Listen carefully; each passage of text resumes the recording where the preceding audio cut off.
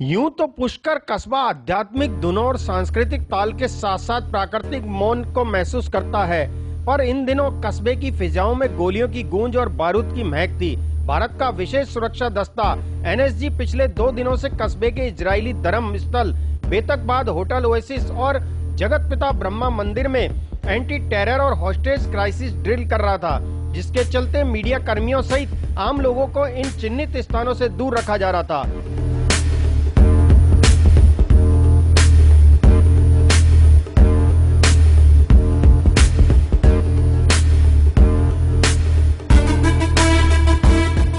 देश में किसी भी आतंकी हमले से निपटने के लिए बनी राष्ट्रीय सुरक्षा एजेंसी एनएसजी की ओर से धार्मिक नगरी पुष्कर में 2 दिन का कड़ा मॉक ड्रिल किया गया। इस मॉक ड्रिल का मुख्य उद्देश्य ये था कि यदि पुष्कर में किसी तरह का कोई आतंकी हमला होता है तो किस तरह उसे निपटा जाए, किस तरह से यहाँ की स्थानीय पुलिस और सुरक्षा एजेंसियों, स्थानीय प्रशासन के साथ सामंजस्य स्थापित किया जाए, किस तरह से यहाँ की भौगोलिक परिस्थितियों का उस समय तत्कालिक अध्ययन किया जाए। इन तमाम बातों को लेकर इस तरह का अभ्यास किया गया।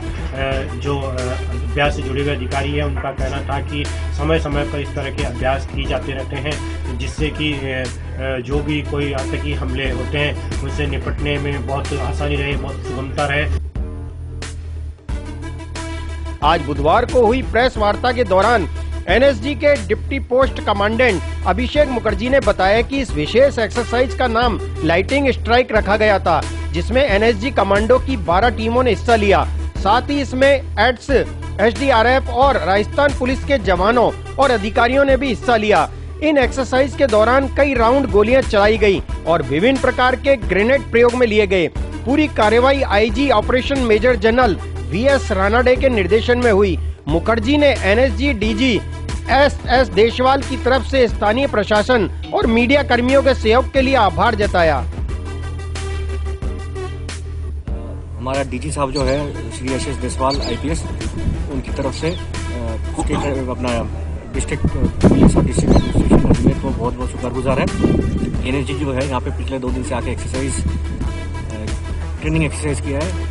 हम जो है हमारा ये रेगुलर एक्सरसाइज है। हम रेगुलर जगह कहीं हिंदुस्तान में जितने भी ऐसे शहर है जहाँ पे मिलिटेंट थ्रेट, टेररिस्ट थ्रेट है, वहाँ पे हम जाके हम अपना प्रैक्टिस करते हैं ड्रिल्स का।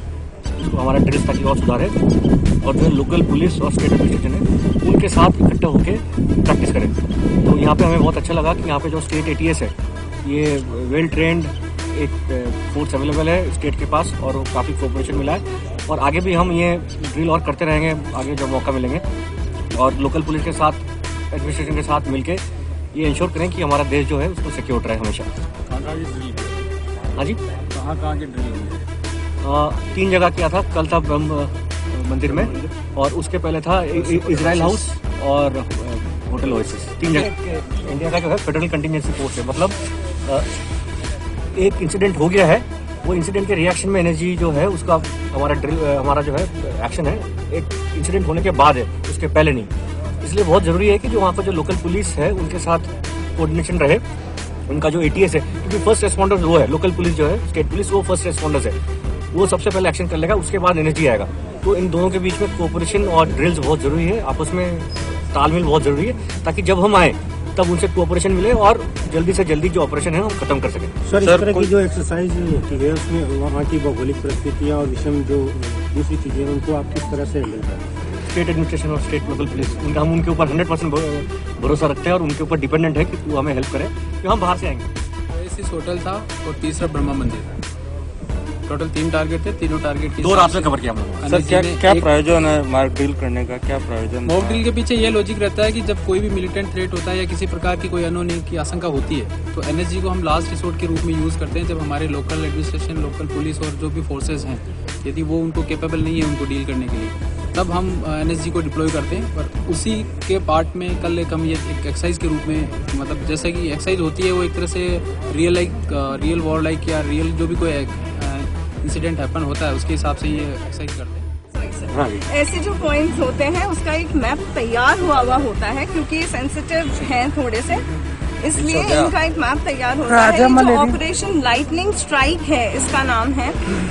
एनएसजी हमें पता है एक्सीलेंट ऐसी सिक्योरिटी एजेंसी है जो सारी जगह से जब ऐसा लगता है कि सिचुएशन बहुत खतरनाक हो गई है और टैकल आउट ऑफ कंट्रोल है, लोकल पुलिस उसे नहीं टैकल कर सकती, तब एनएसजी स्पेशलाइज्ड हैं, वो आते हैं। तो इस तरीके की यहाँ पर ऐसी एक्सरसाइज की गई है जिससे हम लोग, प्रशासन भी, सिविल पुलिस भी, एटीएस भी और मीडिया प्लस सिटीजनरी भी, वो अपने रोल्स को ढंग से समझ सकें कि उन्हें क्या प्रिपेयर्डनेस रखनी है। हमें पता है कि एक्सीलेंस है इनके सारे ऑपरेशंस में, प्रॉम्प्टनेस है, प्रिपेयर्डनेस है। जैसे जब हम देखते हैं इनका फंक्शनिंग, उसके अंदर एक प्रॉपर, एक प्रिसीजन वाला एक मैप तैयार होता है जिसके ऊपर ये फंक्शन करते हैं। तो आप लोगों से क्या उम्मीद की जाती है कि आप कहाँ पर रेस्ट्रिक्ट करें अपने आप को?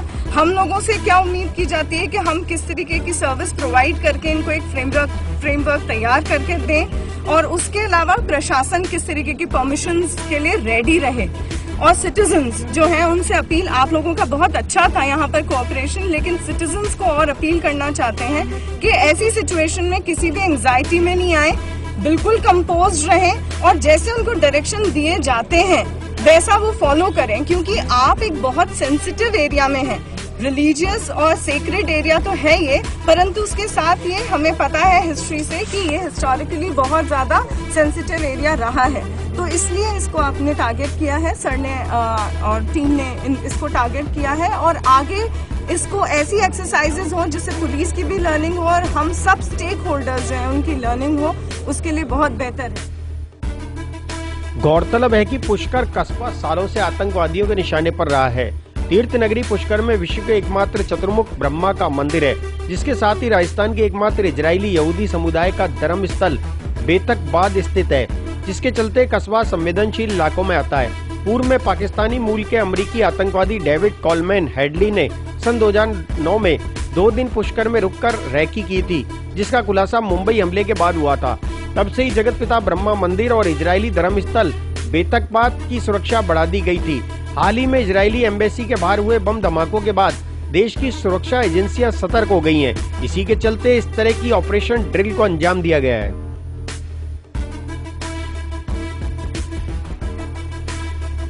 विशेष रूप से एनएसजी का जो मुख्य उद्देश्य होता है, किसी भी परिस्थिति में आतंकी हमले में यदि कोई बंधक बना लिए जाते हैं तो किस तरह उन बंधकों को बिना नुकसान के छुड़ाया जाए और किस तरह लोगों को राहत प्रदान की जाए। इस तरह से पुष्कर में ब्रह्मा मंदिर, इजरायलियों के धर्मस्थल बेतकबाद और होटल ओएसिस में 2 दिन तक देर रात से लेकर सुबह तक ये एक्सरसाइज चली है।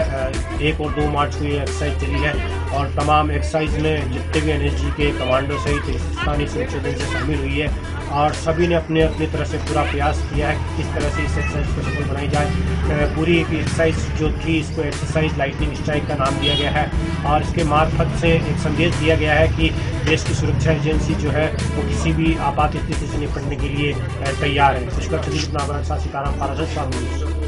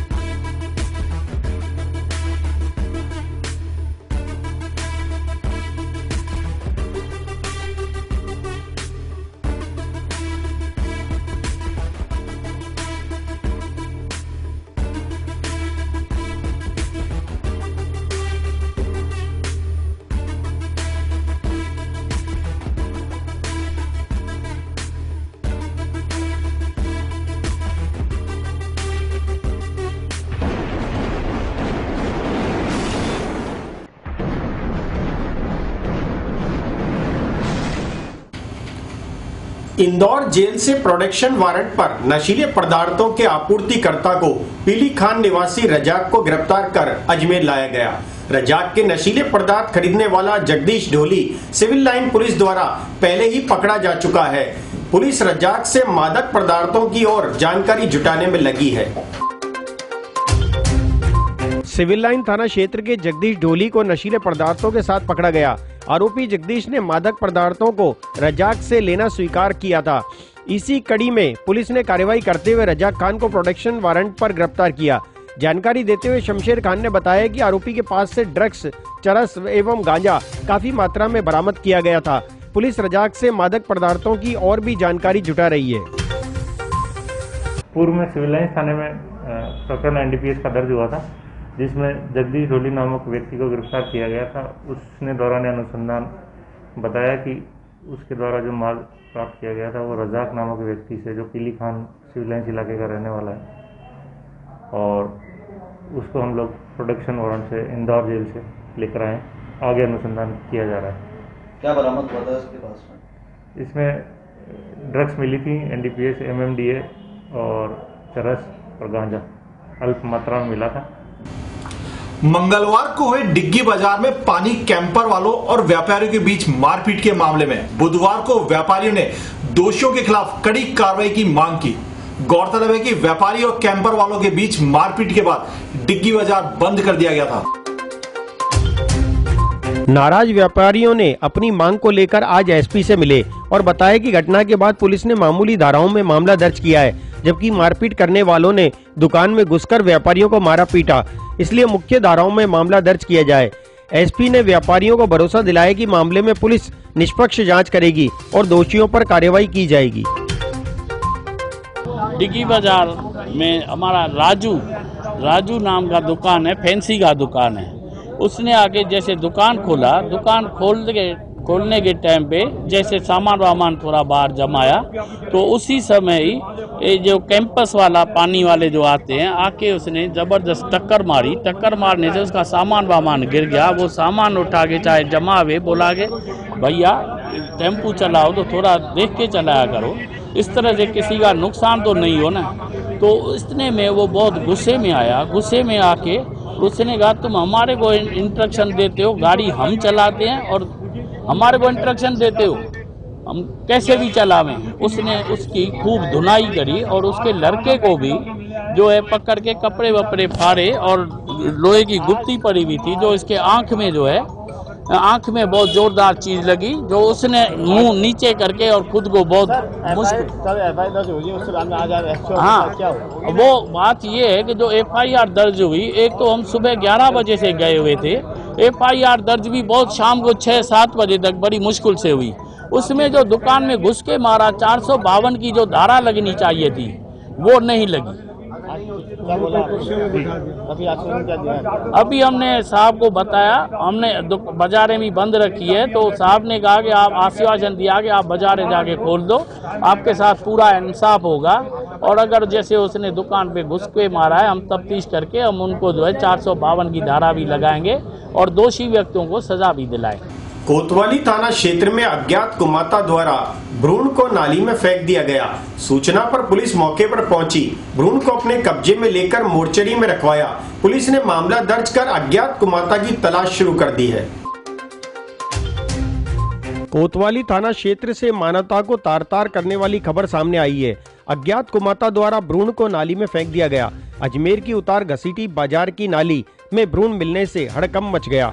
मामले की स्थानीय पार्षद हेमलता बंसल एवं क्षेत्रवासियों ने कोतवाली थाना पुलिस को जानकारी दी और पुलिस मौके पर पहुंची और भ्रूण को अपने कब्जे में लेते हुए उसे जेएलएन अस्पताल की मोर्चरी में रखवाया गया है। वहीं आसपास में लगे सीसीटीवी फुटेज व पूछताछ के माध्यम से कुमाता की तलाश की जा रही है। मामले की जानकारी देते हुए थाना प्रभारी शमशेर खान ने बताया कि सुबह सफाई करते समय सफाई कर्मी को नाली में भ्रूण होने की सूचना मिली, तो उन्होंने उसे निकाला और तुरंत इसकी जानकारी पुलिस को दी। पुलिस ने भ्रूण को मोर्चरी में रखवाया है। वहीं किसके द्वारा यह नाली में फेंका गया और इसके पीछे क्या वजह रही, इसे लेकर पुलिस जांच में जुटी हुई है। श्री सतवीर सफाई कर्मी है, उन्होंने नाली की सफाई के दौरान सूचना दी कि भाई एक अज्ञात भ्रूण मिला है, जिस पर हमारे द्वारा प्रकरण दर्ज किया गया है। भ्रूण का पोस्टमार्टम कराया जाएगा, डीएनए लिया जाएगा और आगे जो भी अनुसंधान है वो किया जाएगा। मिला कहाँ है? उतार घसीटी मोहल्ले में। स्मार्ट सिटी प्रोजेक्ट के तहत चालू विकास कार्यों का जायजा लेने के लिए जिला कलेक्टर प्रकाश राजपुरोहित ने नगर निगम आयुक्त कुशाल यादव और अजमेर प्राधिकरण अधिकारियों के साथ दौरा किया। जो कार्य पूर्ण हो गए उनका जल्द ही लोकार्पण किया जाएगा। शहर में चल रहे स्मार्ट सिटी प्रोजेक्ट के तहत कार्यों का आज जिला कलेक्टर प्रकाश राजपुरोहित ने निरीक्षण कर जायजा लिया। इस मौके पर नगर निगम कमिश्नर कुशाल यादव भी मौजूद रहे। दौरे के दौरान कलेक्टर प्रकाश राजपुरोहित ने अधिकारियों से जो कार्य चल रहे हैं उन्हें तय सीमा पर पूरा करने के निर्देश दिए। साथ ही कार्यों की गुणवत्ता को लेकर भी लगातार जांच करने के आदेश दिए हैं। निगम कमिश्नर कुशाल यादव ने बताया कि 30 मार्च को राजस्थान दिवस पर जो कार्य पूरे हो गए हैं उनका लोकार्पण करवाया जाएगा और बचे हुए कार्य हैं उन्हें भी जल्द से जल्द पूरा करने की कोशिश की जा रही है। आज वेडनेसडे को कलेक्टर साहब ex officio CEO smart city के द्वारा जो भी स्मार्ट सिटी में अलग अलग काम चल रहे हैं उनका एक ओवरव्यू लिया गया और ओवरऑल अभी हमारे 26 काम जो है स्मार्ट सिटी के पूरे हो चुके हैं। 68 काम जो हैं अंडर प्रोग्रेस हैं और 5 काम अंडर टेंडर प्रोसेस है। जो साइट्स विजिट किए गए हैं उसके अंदर सूचना केंद्र के ऑडिटोरियम को 15 तारीख तक पूरा करके 30 तारीख तक लोगों के लिए ओपन करने की बात की गई है। सिमिलरली मसाला चौक में 15 मार्च तक सारा काम पूरा कर लिया जाए और 30 तारीख को राजस्थान दिवस पर लोकार्पण के लिए उसको ऑफ़र किया जाए। बाकी जो काम चल रहे हैं, जो अपने पाथवेज के काम चल रहे हैं और जो अपना जयपुर रोड्स के काम चल रहे हैं उनको तीव्र गति से करने के निर्देश दिए गए हैं। इसमें डिवाइडर्स को पूरा फटाफट किया जाए, जो नालियों के काम है वो फटाफट पूरे किए जाएँ। इसके अलावा जो ओल्ड विश्राम स्थली पे प्लांटेशन का काम है उसके अंदर तेज़ी लाई जाए। तो ओवरऑल सभी प्रोजेक्ट्स फास्ट पेस पे मूव कर रहे हैं। जो भी बॉटलनेक्स हैं उनको दूर किया जाए। इन सब डायरेक्शंस के साथ डायरेक्शन दिए गए हैं और अभी मीटिंग भी की जाएगी, इसमें बाकी डिटेल डायरेक्शन दिए जाएंगे। एलिवेटेड रोड को बाटा तिराई की जगह मार्टिनल ब्रिज से जोड़ने को लेकर अजमेर व्यापारिक महासंघ लंबे समय से आंदोलन कर रहा है। बुधवार को संघ द्वारा इस मांग के समर्थन में हस्ताक्षर अभियान चलाया गया, जिसमें व्यापारियों और स्थानीय लोगों ने बढ़ चढ़कर हिस्सा लिया। अजमेर व्यापारिक महासंघ के नेतृत्व में भारतीय जनता पार्टी के नेता एवं पूर्व पार्षद सुरेंद्र सिंह शेखावत लाला बना ने बाटा तिराई पर बनाई जा रही भुजा के विरोध में अजमेर व्यापारिक महासंघ के समर्थन में विरोध के स्वर तेज किए। लाला बना ने जिला प्रशासन से मांग करी कि अजमेर स्मार्ट सिटी के तहत बनाई जा रही एलिवेटेड रोड की पुलिया की भुजा को बाटा तिराई पर न उतारकर सीधा मार्टिनल ब्रिज पर ही उतारा जाए, ताकि यहाँ के व्यापारियों को एवं क्षेत्र की आम जनता को किसी भी प्रकार से नुकसान का सामना न करना पड़े। अजमेर महासंघ की ये मांग है कि जिस प्रकार से इस भुजा को बाटा तिराए पर उतारा जा रहा है एलिवेटेड रोड की, उस भुजा को मार्टिनल ब्रिज पर उतारा जाए। इस भुजा को यहाँ उतारने से व्यापारियों को बहुत ज़्यादा समस्या का सामना करना पड़ेगा और व्यापारियों के साथ साथ आम जनता को भी बहुत ज़्यादा परेशानी होगी।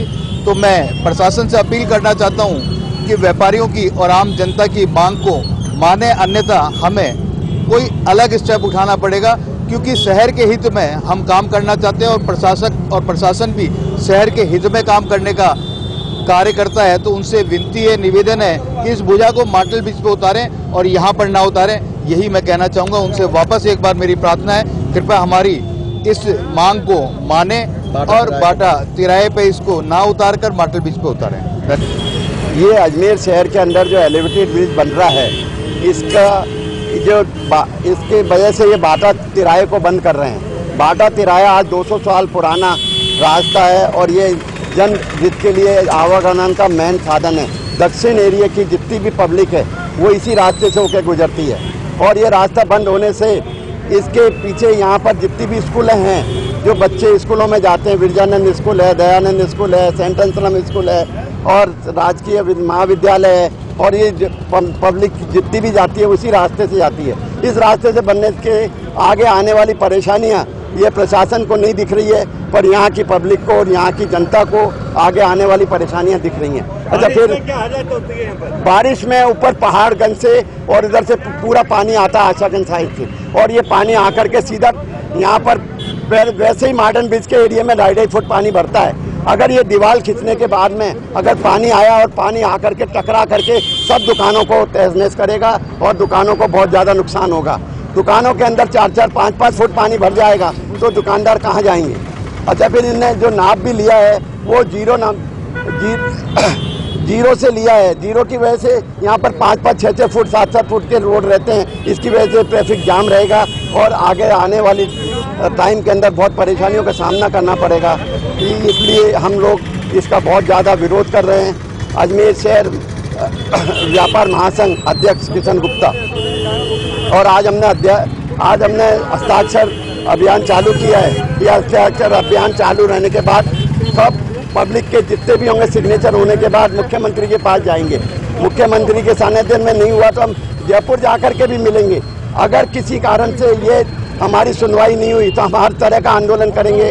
अजमेर शहर पूरा अजमेर बंद करने का आह्वान भी करेगा और यहाँ पर आंदोलन होगा इसी सड़क के ऊपर और पब्लिक को जगाया प्रशासन को जगाया जाएगा।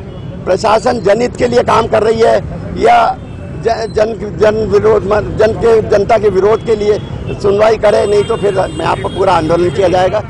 आगामी गर्मी के मद्देनजर जल आपूर्ति की व्यवस्था को लेकर अजमेर जिला कलेक्टर में आज एसीएस सुधांशु पंत की अध्यक्षता में पीएचडी भूजल विभाग की संभागीय स्तर की बैठक ली गई। बैठक में शहर की जनता को पानी की किसी भी तरह की दिक्कत ना हो, इसके निर्देश दिए गए। पीएचडी व भूजल एसीएस सुधांशु पंत ने आज अजमेर संभाग स्तर की बैठक लेते हुए जल जीवन मिशन के केवल 30% काम होने पर नाराजगी व्यक्त की है। इस दौरान उन्होंने गर्मी के सीजन को देखते हुए व्यापक इंतजाम कर आम जनता को राहत देने के निर्देश भी दिए। अजमेर जिला कलेक्ट्रेट में आज एसीएस सुधांशु पंत की अध्यक्षता में टीएचडी में भूजल विभाग के संभागीय स्तरीय अधिकारियों की एक बैठक आयोजित की गई। इस बैठक में पीएचडी भूजल के विभिन्न विकास कार्यों की समीक्षा की गई और आने वाली गर्मी के सीजन में आम जनता को किसी भी तरह की परेशानी ना हो, इसे लेकर भी व्यापक इंतजाम के निर्देश दिए गए हैं। उन्होंने कहा कि सभी को फरवरी माह में बजट अलॉटमेंट कर दिया गया है और सभी जिले कंसल्टेंसी प्लान बनाकर अपने अपने क्षेत्र में काम कर रहे हैं।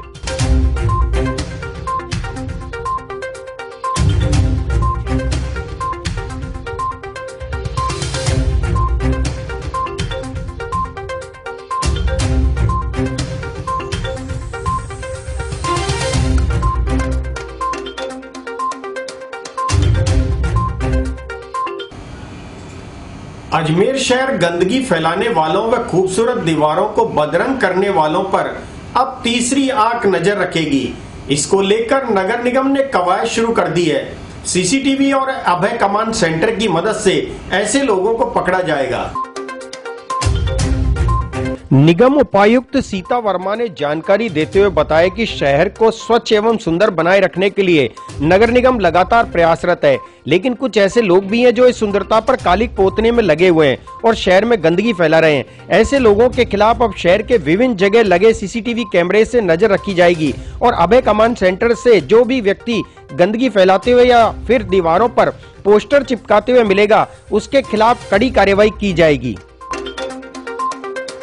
अभय कमांड सेंटर हमने कलेक्ट्रेट में स्थापित किया है। वहाँ हमने हमारे 2 कर्मचारियों की ड्यूटी भी लगाई है।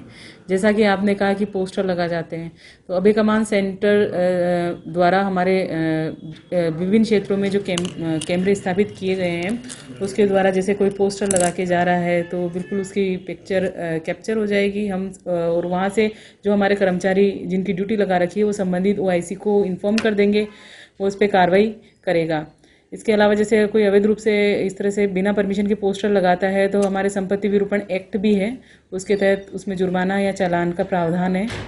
अभय कमांड सेंटर पे कोई जैसे इलीगल कंस्ट्रक्शन हो गया या फिर कोई गंदगी फैला रहा है, हमारे कचरा पात्र रखे हुए हैं पर उसके अंदर कचरा न डाल के बाहर कचरा डाल के जा रहा है, कई लोग कचरे में भी आग लगा देते हैं।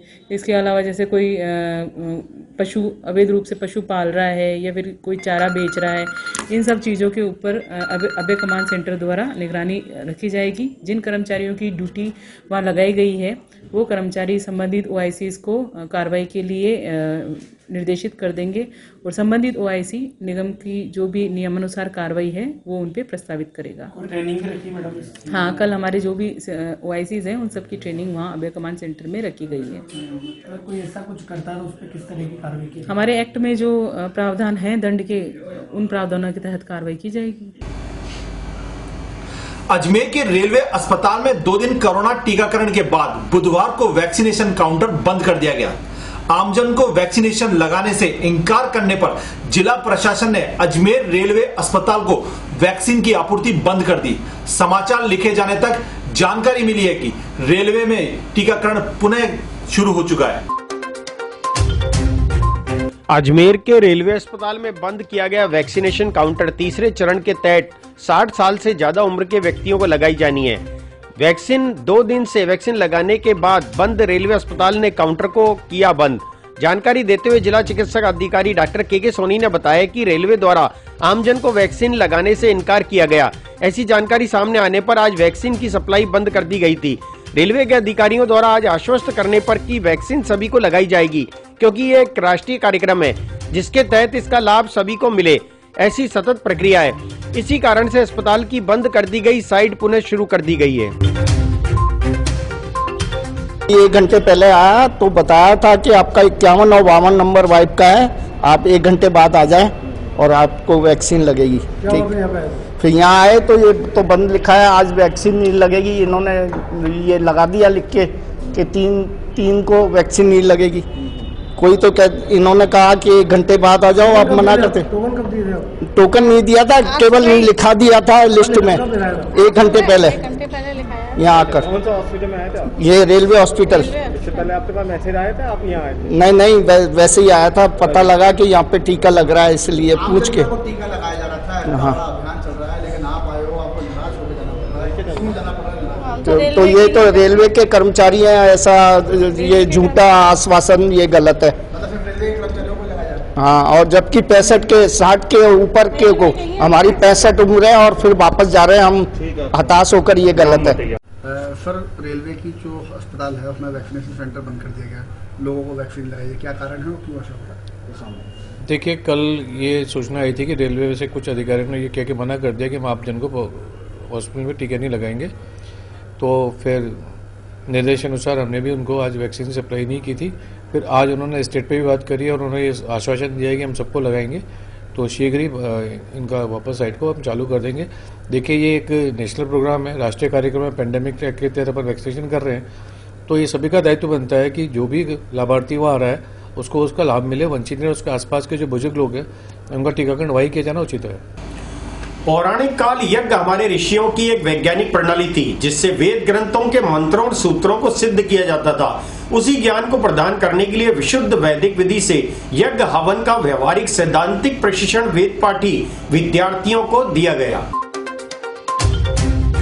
इस शिविर में विशुद्ध वैदिक विधि से यज्ञ हवन करने का व्यवहारिक एवं सैद्धांतिक प्रशिक्षण शहर जिला प्रभारी आचार्य हेमंत द्वारा दिया गया। यह समिति के संयोजक सोनलाल सोलंकी ने बताया कि शिविर में यज्ञ चिकित्सा के महत्वपूर्ण बिंदुओं को समझाया गया तथा वातावरण व पर्यावरण में यज्ञ की महत्वपूर्ण भूमिका का महत्व भी बताया गया।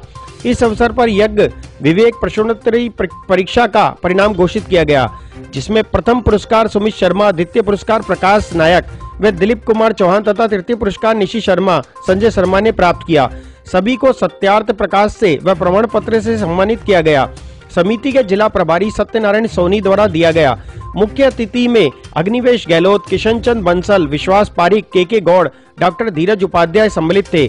शिविर में यज्ञ के वैज्ञानिक औषधीय महत्व बताते हुए कहा कि यज्ञ सनातन संस्कृति की रक्षा के साथ ही हमारे विभिन्न रोगों को भी दूर करने का भी कार्य करता है। यह ऋषियों की एक वैज्ञानिक प्रणाली है जिसको प्रत्येक मनुष्य को करना चाहिए। हमारी योग कक्षा गुलाबपाड़ी राजा रानी गार्डन के अंदर नियमित चलती थी। लॉकडाउन के बाद में बंद हो गई है और हमारे 3 दिवसीय यज्ञ शिविर लगाया है 26, 27, 28 को। तो हमारा कल समापन होगा इसका और सभी को प्रशिक्षण दे रहे हैं। लगभग करीब 40 से युवक युवतियों का प्रशिक्षण है। क्या नाम है आपका? मेरा नाम सोनलाल सोलंकी है, प्रभारी गुलाबपाड़ी राजा रानी गार्डन। मैं सुमित शर्मा अपनी सपत्नी प्रतिभा जी के साथ में योग शिविर के अंदर 3 दिवसीय योग शिविर जो पतंजलि द्वारा आयोजित किया गया है, जो कि आचार्य हेमंत जी द्वारा बहुत ही अच्छे और सुंदर तरीके से ये आयोजन संपादित हो रहा है। आज उसका दूसरा दिन है और बहुत ही वेदों का और मंत्रों का सही उच्चारण किस ढंग से किया जाता है, वेद की महत्वता और वेद में यज्ञ की जो महिमा है उसके बारे में आज हम सभी को यहाँ पे बताया जा रहा है और इसका हम लोग पूर्ण लाभ ले रहे हैं, जिससे कि हम अपने घरों पे यज्ञ को स्थापित कर सके और नियमित रूप से यज्ञ को कर सके, जिससे वायु में जो हो रहा प्रदूषण है उसको दूर किया जा सके, घरों में हो रहे जो रोग हैं उनका नाश हो सके। इस निमित्त हम लोग यहाँ एकत्र हुए। मेरा नाम प्रतिभा शर्मा है और मैं यहीं अजमेर की निवासी हूँ। आचार्य हेमंत जी द्वारा हमारे यहाँ पर जो ये यज्ञ प्रशिक्षण का कार्यक्रम शुरू किया गया वो हमें बहुत ही अच्छा लगा यहाँ पर आने का। आज दूसरा दिन है। यहाँ पर हमें हमारी प्राचीन हिंदू संस्कृति के बारे में, वेदों के बारे में, यज्ञ के महत्व के बारे में बहुत ही अच्छा ज्ञान प्राप्त हुआ। साथ ही हमें यह भी पता चला कि आजकल यज्ञ चिकित्सा बहुत प्रचलन में है। विभिन्न रोगों का निवारण इस यज्ञ चिकित्सा के द्वारा किया जा रहा है। तो हमें यहाँ आकर बहुत ही अच्छा लगा और बहुत कुछ नया सीखने को मिला। मैं भारत स्वाभिमान समिति और पतंजलि योग समिति का बहुत बहुत आभार व्यक्त करती हूँ और हमेशा हम चाहेंगे कि इस तरह के आयोजन भविष्य में होते रहें। तारागढ़ की पहाड़ी पर स्थित हजरत मीरा सैयद खिंगसवार का उर्स कुल की रस्म के साथ संपन्न हुआ। इससे पूर्व कव्वालों ने सूफियाना कलाम पेश किए व मजार शरीफ पर लपेटा गया 1.25 मन का कलावा और मेहंदी उर्स में आए अकीदतमंदों और जायरीनों ने लूटा। तारागढ़ स्थित हजरत मीरा सैयद खिंगसवार का उर्स मनाया गया। कुल की रस्म के साथ संपन्न हुआ। मान्यता है कि मीरा साहब के कुल की रस्म के समय कुछ सेकंड के लिए मजार हिलती है। इससे पूर्व मजार शरीफ पर लपेटा गया 1.25 मन कलावा व मेहंदी उर्स में आए अकीदतमंदों ने लूटा। कव्वालों ने सूफियाना कलाम पेश किए। इससे पूर्व पंचायत खुद्दाम की ओर से सुबह 9 बजे चादर का जुलूस निकाला गया, जिसमें दरगाह से जुड़े सभी खादिमों ने शिरकत की। दोपहर 1 बजे कुल की रस्म प्रारंभ हुई। मीरा साहब के आस्थाने में अकीदतमंदों ने कंपन महसूस किया और कलावा लूटने की परंपरा को पूरा करते हुए लोगों ने अकीदतमंद के साथ लच्छे के साथ मेहंदी भी तबुरक के रूप में ग्रहण की। हुजूर मीरा सैयद हुसैन खिंगसवार रहमतुल्लाह अलैह का उर्स हर साल की तरह इस साल भी 16 रजब से 18 रजब तक मनाया गया। 16 रजब को मजार शरीफ को इत्र गुलाब केवड़े से गुस्ल दिया गया और मेहंदी लगाई गई और कलावा बांधा गया और दरगाह मैनेजमेंट कमेटी की तरफ से खिलाफ पोशी की गई, पंचायत की तरफ से खिलाफ पोशी की गई। 17 तारीख को खुद्दाम हज़रात के हकूक़ के हिसाब से मैनेजमेंट कमेटी की तरफ से तोशे की रोटी तकसीम की गई शाम को 5 बजे। 18 रजब सुबह 9:30 बजे हदाई चौक से पंचायत खुद्दाम सैयद ज़ादगान दरगाह मीरा साहब तारागढ़ अजमेर की जानिब से चादर का जुलूस रवाना हुआ, जो करीब 10:30 बजे दरगाह शरीफ आस्थाना आलिया में पहुँचा और सरकार में चादर पेश की गई और दुआ की गई। और उसके बाद ही मैनेजमेंट कमेटी की महफिल करीब 11 बजे शुरू हुई, जिसकी अध्यक्षता सैयद शाकिर हुसैन सैयद मोहम्मद यूनुस ने की। ये महफिल लगभग 1 बजे तक चली, रंग पड़ा गया और 1:15 बजे फुल की फातिहा हुई और जो धागा जो बंधा रहता है वो लोग लूट के ले जाते हैं। उसको लोग अपने जो भी परेशानियां हैं उसके बारे में अपने घरों में, अपनी गाड़ियों में, अपने हाथ पे जहाँ जहाँ भी बांधते हैं अक़ीदत के हिसाब से। इनके कर्म से, सरकार के कर्म से जो है ना उनकी मुरादें पूरी होती हैं। मेहंदी लगाई जाती है, जो मेहंदी जिन बच्ची की शादी नहीं होती वो यहाँ से लेके जाते हैं और सीधे हाथ पे लगाई जाती है। इनकी दुआ से वो कामयाब होते हैं। आपका नाम है मीरा सैयद हुसैन खिंगसवार। हर साल 16 रजब से 18 रजब तक आपका उर्स मनाया जाता है। इस बार कोरोना के कारण किस तरह की जायरीन कितने आए? और जायरीनों की तादाद वैसे तो काफ़ी होती थी यहाँ पर, लेकिन इस बार जो ये कोरोना महामारी चली है उसकी वजह से ज़ायरीन थोड़े कम रह गए, लेकिन फिर भी उर्स माशाल्लाह अच्छे तरीके से भरा है। काफ़ी रौनक थी, काफ़ी दूर दूर से लोग आए, कश्मीर, पंजाब, इधर गुजरात, काफ़ी दूर दूर से, और अजमेर के आसपास के लोग भी यहाँ आते हैं और वो भी लंगर वगैरह करते हैं, मुरादें मांगते हैं, मुरादें पूरी होती हैं। उर्स लगभग ठीक तरीके से भरा है, लेकिन कोरोना काल की वजह से कुछ कम ही रही है। आज तारागढ़ पे 3 दिवसीय उर्स मीरा सेवा संघ सिंह सवार रहमतुल्लाह का संपन्न हुआ है, जो 1 मार्च से स्टार्ट हुआ था। 1 मार्च को सुबह 4 बजे आपको गुस्ल दिया गया केवड़े के पानी से और दूल्हा बनाया गया, सवा और मेहंदी लगाई गई, सवा में लाल धागा बांधा गया। 17 तारीख को रात भर बाबा की शान मीरा सेवा संघ की शान में कव्वाली भी हुई और 18 तारीख को जो आज 3 मार्च है, आज 1:15 बजे कुल का समापन हुआ। तो जो हर साल की बात, इस साल भी जो जायरीन लोग आए उन्होंने अपने अकीदत से लक्ष्य को लूटा गया और पंचायत खुदाम सैयद राजगंज की तरफ से 3 दिन का रोज़ की तरह से लंगर बनाया गया और लंगर तस्कीम किया गया। ब्यावर की कल्पतरू ग्रुप ऑफ कंपनीज लोगों का पैसा लपेटकर फरार हो गई। अब निवेशकों ने उसके एजेंटों का जीना दुर्भर कर रखा है। इससे परेशान होकर आज सैकड़ों एजेंट अजमेर जिला पुलिस कप्तान के पास पहुंचे। उन्होंने कंपनी द्वारा पैसे वापस लौटाने और सभी एजेंटों को सुरक्षा देने की मांग की। अजमेर के ब्यावर शहर में साल 2010 में कल्पतरू ग्रुप ऑफ कंपनी शुरू हुई थी, जिसमें लोगों ने बचत के हिसाब से करोड़ों रुपए जमा कराए थे। लेकिन अब जब अवधि पूरी हो गई तो कंपनी बिना ग्राहकों का पैसा लौटाए फरार हो गई। ऐसे में जिन एजेंटों ने लोगों से पैसे लेकर कंपनी में रुपए जमा कराए, उन पर भारी समस्या आ गई है। रुपए जमा कराए हुए लोग अब एजेंटों से अपना पैसा मांग रहे हैं और पैसा नहीं देने पर उनकी जमीनों व मकान पर कब्जा करने की धमकी दे रहे हैं। साथ ही आए दिन मारपीट और गाली गलौज करते हैं। इससे परेशान होकर आज सैकड़ों एजेंट अजमेर जिला पुलिस कप्तान के पास पहुंचे और उन्हें कंपनी द्वारा पैसे वापस दिलाने और सुरक्षा की मांग की।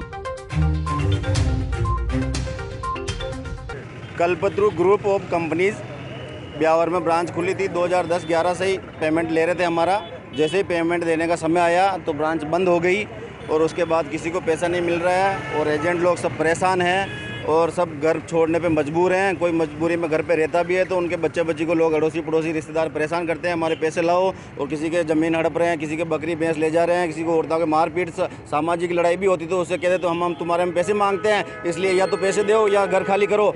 ऐसे मतलब बहुत सारे। और पुलिस प्रशासन के पास जाते हैं तो वो भी 2000-5000 रुपये लेते हैं और एजेंटों को परेशान करते हैं। 5000 लेंगे, दूसरे दिन दूसरा केस हो गया, उस दिन और वो बंद कर देते हैं, वो उस थाने चौकी से और पैसे लेते हैं। ऐसे करके हर एजेंट पे 2-2, 5-5, 10-10 केस लगे हुए हैं और थाने वाले पैसे ले लेते हैं, बंद कर देते हैं राठौड़ी में और पैसे लेके और क्या नाम से छोड़ देते हैं। ऐसे करके ये भी बर्बाद हो रहे हैं और परिवार भी बर्बाद हो रहा है और अपनी औलाद मतलब कुल मिला के सब पूरा परिवार ख़त्म हो रहा है। सरकार अब 5 साल से हम दौड़ भाग कर रहे हैं, दिल्ली से लेकर जयपुर तक आईजी साहब से, डीआईजी साहब, डीजीपी साहब से सबसे रिक्वेस्ट की है। जेवजा थाना, ब्यावर थाना, सिटी सब जगह हमने एप्लीकेशन दे रखी है, फिर भी हमारे अब तक कोई सुनवाई नहीं हुई है।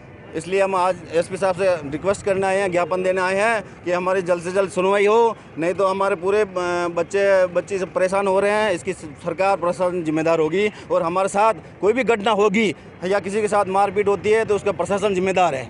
और हमारे तो सरकार से और प्रशासन से यही उम्मीद रखते हैं कि हमारा जल्द से जल्द इस पर कार्रवाई हो।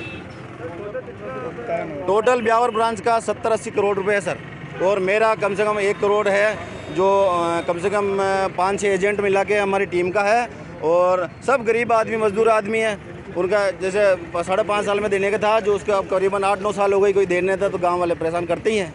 ये RDFD का काम है, निवेश, ग्राहकों के पैसे निवेश करवाए इस कंपनी के अंदर, KBCL इंडिया लिमिटेड के अंदर। अब वो उसका भुगतान नहीं मिल रहा है, उसका भुगतान लेने के लिए हम ज्ञापन दे रहे हैं और लोग परेशान कर रहे हैं। वो कह रहे हैं कि भाई आप पैसे नहीं दे रहे, कंपनी तुम्हारी पैसे नहीं दे, तो तुम पैसे दो, अपनी ज़मीन बेच के, अपने जो भी है प्रॉपर्टी बेच के हमको पैसे दो। तो इसलिए यह ज्ञापन दे के आए, देने के लिए आए भी, हमको पैसे दिलाने की कृपा करा। KBCL इंडिया लिमिटेड है। 5 वर्ष 6 महीने में डबल करने के लिए पैसे जमा कराए और डबल से भी ज़्यादा टाइम हो गया, वो भुगतान नहीं मिल रहा है। और करीब 8 से 9 करोड़ रुपए मेरी टीम से, और बाकी हमारे ब्यावर में सारी ब्रांचों 2.5 अरब के लगभग है। अब आपको क्या समस्या आ गई? हमको समस्या पब्लिक परेशान कर रही है पेमेंट लेने के लिए। आप क्या करते थे कंपनी में? एजेंट के रूप में काम करते थे। उस समय क्या बोला गया था? उस टाइम बोला था 5.5 साल होते ही आपका भुगतान मिल जाएगा। अब नहीं मिल रहा है, भुगतान नहीं मिल रहा है, तब समस्या खड़ी हो रही, तब जाकर ये काम करना पड़ रहा है हमको। फिलहाल इस बुलेटिन में इतना ही, हमें दीजिए इजाजत। जय हिंद, जय भारत।